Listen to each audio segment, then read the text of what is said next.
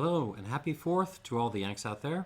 Thought I would celebrate our big national holiday by having some samples of one of the two best options making a case for themselves as America's native spirit.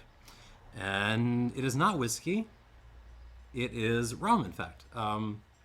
So I know that various forces, including our Congress, have tried to retroactively rewrite bourbon as America's native spirit somehow, which is historically unlikely. People were drinking grain spirits. We did have this thing called the Whiskey Rebellion that was kind of important.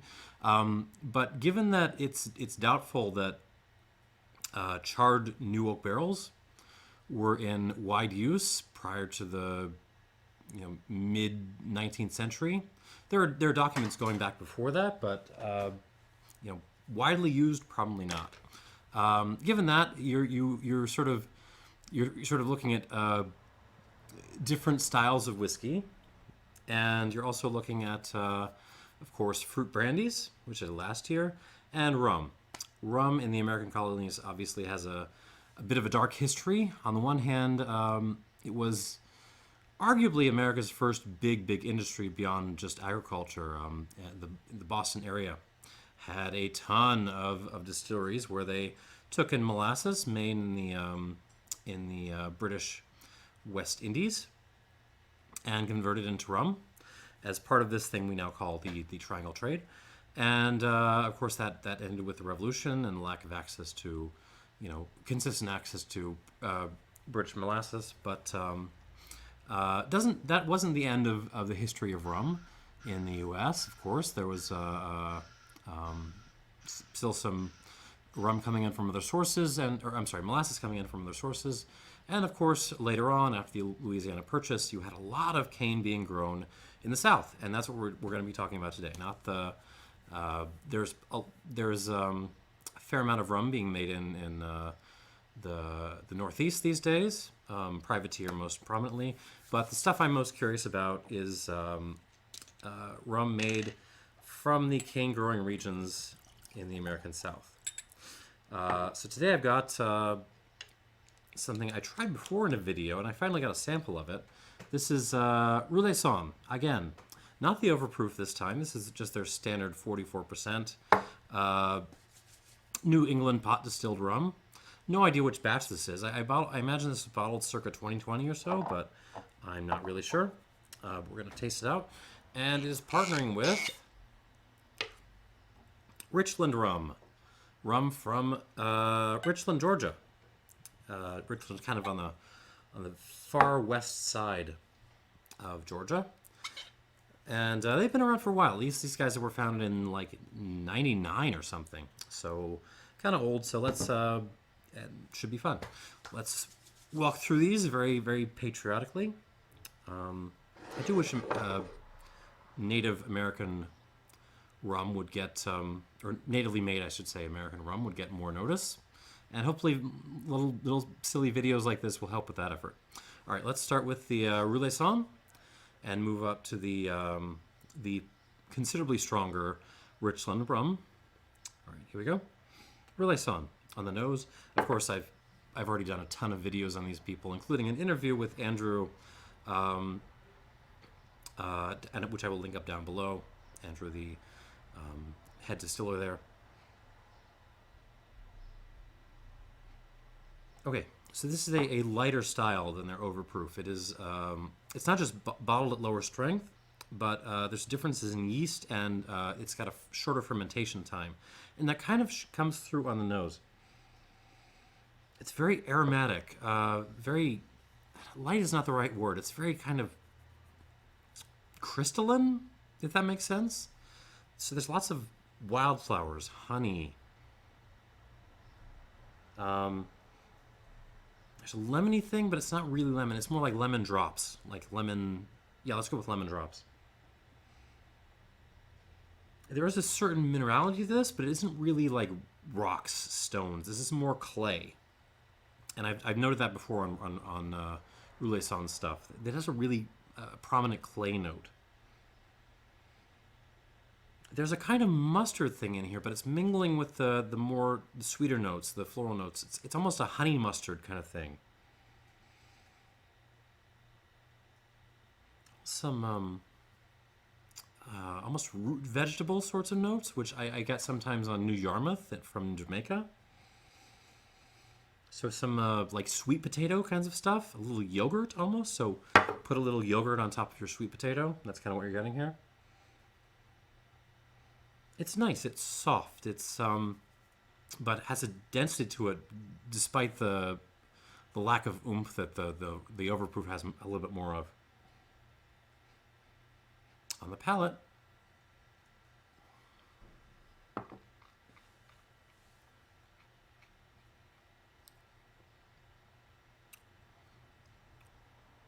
Ooh, it does have this little sour turn in the development, almost a turn towards this, yeah, like honey mustard slash yogurty sour kind of turn, which I really like on the finish, or on the development into the finish. Yeah, it's beyond that. It's again, it's soft. It's very aromatic. But despite that, I mean, it has this kind of. It's not light, but again, crystalline is the word I'm going to settle on. It just feels very delicate, but tough at the same time.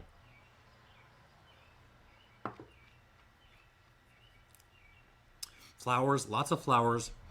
The clay is back, but this time I'm actually getting some rocks mingled in with the clay. Some lemon pith, honey mustard, something like almost like a collard green note, actually. Some pear, actually quite a lot of pear.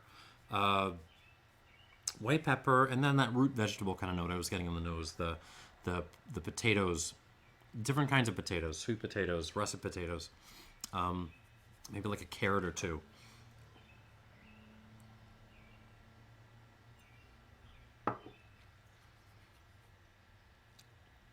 And that little sour turn as we go into the finish, which really kind of wins me over on this. I like this a lot. I'm going to give this some water, and we'll come back to it after the Richland. 44%, so I'm not going to give it too much. All right, Richland Rum. I'm going to hold up the bottle. So I know the lighting in here is terrible. Can you see it, kind of? If the camera focuses. It's not. It's kind of hard for the camera to get it because it's just writing on glass. These folks are new to me, but this is Richland Rum, single estate, virgin coastal Georgia rum, platinum edition still strength, quite a mouthful. And this is, it's a bit funny. So it's marked as distilled in February 21 to a strength of 60% alcohol by volume. That's a very nice even number for your still strength, but let's go with it. What's a bit funny is they have a cask number on here. I don't know if you can see that. And the cask is marked as 0 by 0 because there was no cask. They just reused their barrel pick sticker for their unaged rum. And this is bottle number 45. Anyway, so these folks have been around for a while. I think they have like 2 distilleries now. Now, so this is also copper pot distilled. At least that's what they're saying. I mean, I talked before about how pot distilled, quote unquote, doesn't necessarily mean you can't attach stuff to your pot still to make it a little bit less like a traditional alembic, but you know. And the other thing about this is, whereas the Roulaison is molasses based, right? This is cane syrup based, so it's not cane juice. We're not just taking, we're not just getting the juice straight out of the cane and then going straight into the fermentation tanks with it.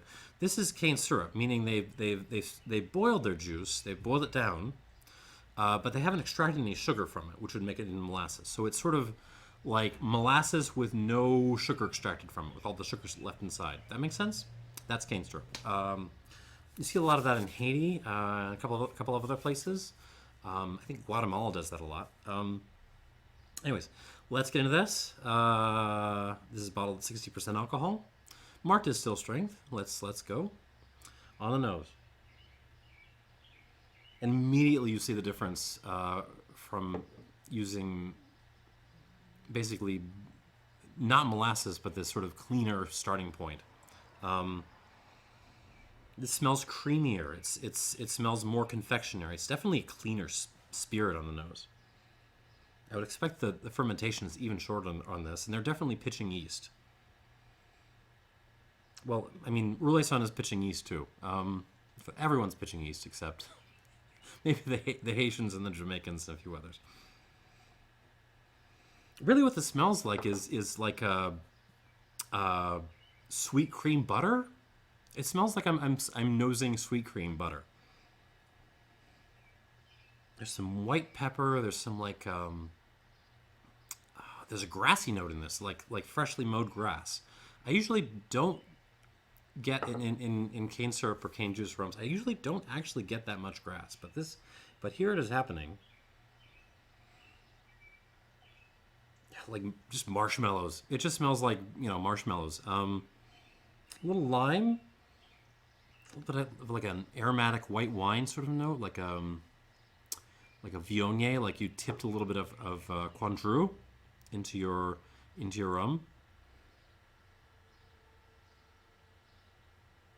Sprig of basil, actually some vanilla coming through, which is surprising because this has never seen oak. Actually, step back a bit. What this smells like? Okay, so we've got the sweet cream butter thing, but what this really reminds me of is espadín-based mezcal.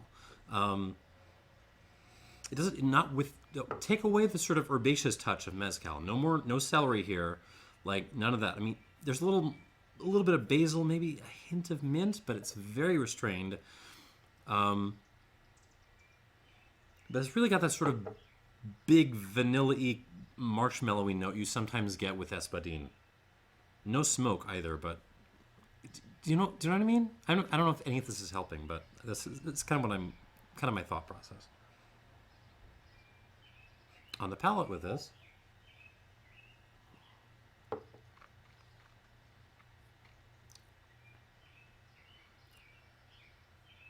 yeah, it's fat, creamy, but has a kind of floral. So in some ways, it does remind me of like something agave based, but again, it's less green, and there's this kind of floral / rocky note, minerality note that reminds me that I'm drinking rum. Sweet cream, white pepper, some black pepper too, actually.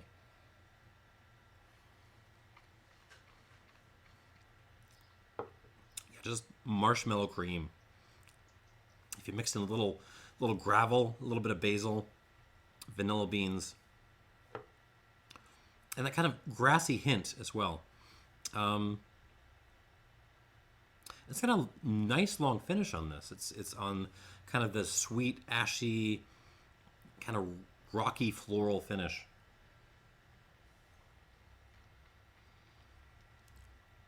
It's not super duper profound, but I am enjoying it.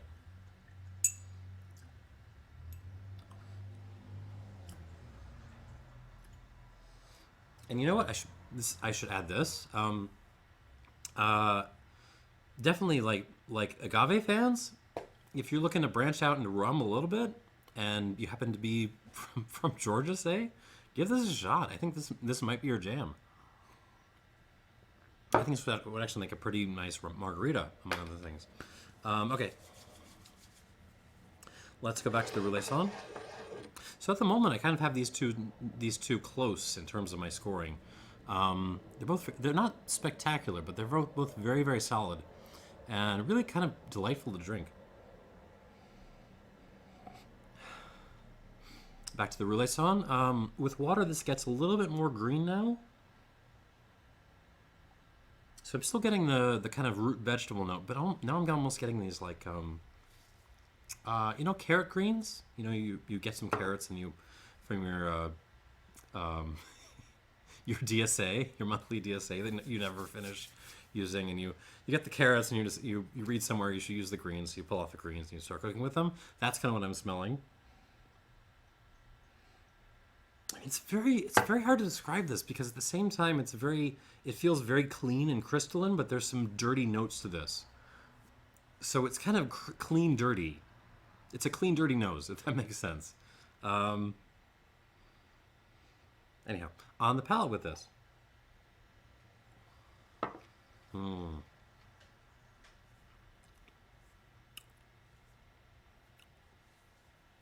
Oh, I do like this.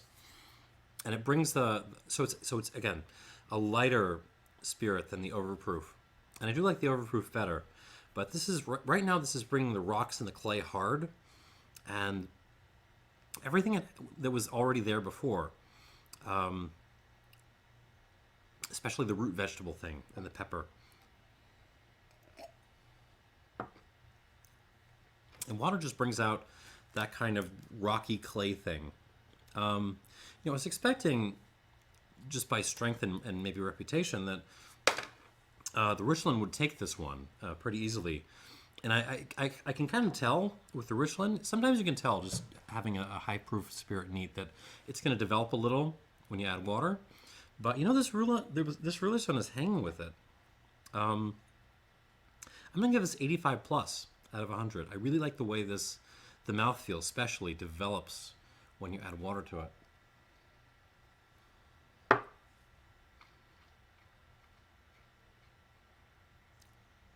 Yeah, nice rum. Very well done by the fine folks at Roulaison. 85 plus. And let's move back to the Richland. Platinum Edition Still Strength. Cask 0 by 0. They could have just left it blank, They could have just had nothing there, but they had to put 0 by 0, which is it makes me happy. All right, now try it with water on the nose. Okay, now it really smells like just espadine minus the smoke and the green. More vanilla, more marshmallow, more like buttery deliciousness, like butter pecan ice cream, more pepper. I mean, it just smells deliciously delicious. Put it that way. On the palate with this,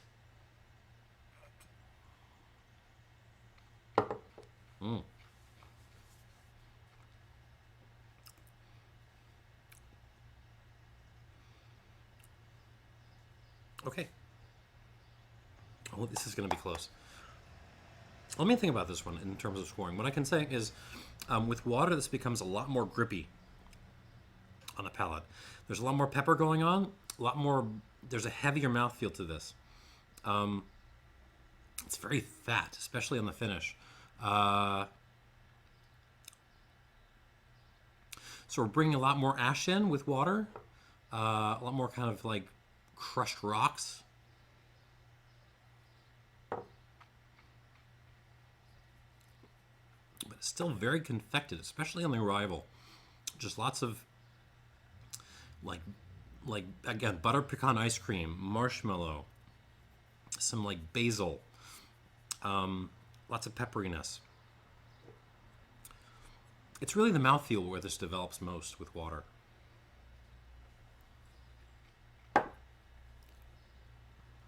might give these the same score, actually. Yeah, I'm going to give these the same score. Both of these get 85 plus. The Richland gets 85 plus, and just as well as the Roulaison. Both of these are really good, actually. And if I may, kind of show why, American spirits drinkers may not necessarily want to stick to everything else that every other channel is going to be doing today, if you know what I mean. Maybe they might want to explore other things, especially as the weather starts to heat up. We just had some like 99-degree days in Chicago. I do not want to be drinking bourbon or rye in that weather. I want to be drinking stuff like this, preferably with some lime and simple syrup. And that's all I got to say. Both of these get 85 out of 100. 85 plus, I'm sorry, out of 100. I like them. They're worth buying. Thanks for watching, and cheers. And happy 4th.